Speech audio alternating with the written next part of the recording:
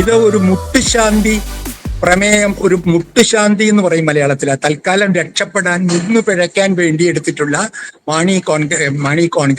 കേരള കോൺഗ്രസിന്റെ ഒരു തീരുമാനം മാത്രമാണ്. താങ്കളോട് ഞാൻ പൂർണ്ണമായി യോജിക്കുന്നു. ആ പാർട്ടിയുടെ ജനനവും ആ പാർട്ടിയുടെ ഇതുവരെയുള്ള പിളർന്നുള്ള വളർച്ചയും ഇന്നത്തെ അവസ്ഥയും നോക്കിയാൽ ഇന്ന് അത് ശരിക്ക് ത്രിശങ്കുവിലാണ് ചെറിയാൻ.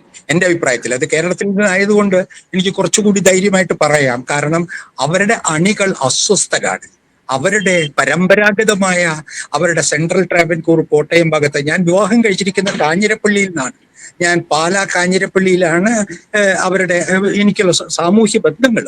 അപ്പോ ഇത് വളരെ വലിയ ഒരു ധർമ്മസങ്കടത്തിലാണ് കേരള കോൺഗ്രസ് മാണിയുടെ അനുഭാവികളും അവരുടെ അണികളും. അവരുടെ സഹജമായ കൂട്ടാളിയല്ല ഇടതുപക്ഷം.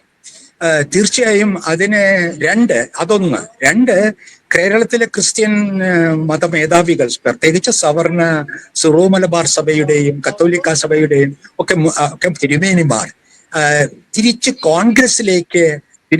കോൺഗ്രസിൽ അഭയം തേടുന്ന അല്ലെങ്കിൽ സഹായം കണ്ടെത്തുന്ന ഒരവസ്ഥയിലാണ് ഇന്ന്, നിർണായക അവസ്ഥയിലാണ്.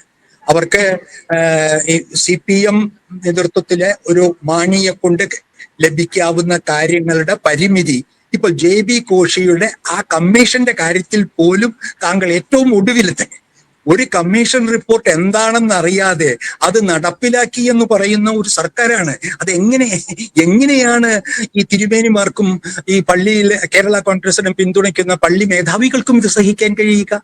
അവരുടെ സ്വാധീനം, രാഷ്ട്രീയ സ്വാധീനം എത്ര കുറവാണ്. KM മാണിക്ക് വേണ്ടി 25 സെന്റ് കവടിയാറിൽ കൊടുത്തു. അത് KM മാണിക്ക് കൊടുത്തത് കൊണ്ട് കേരളത്തിലെ ക്രിസ്ത്യൻ സഭയ്ക്ക് എന്ത് കൊടുത്തു? ഇതാണ് യഥാർത്ഥ പ്രശ്നം.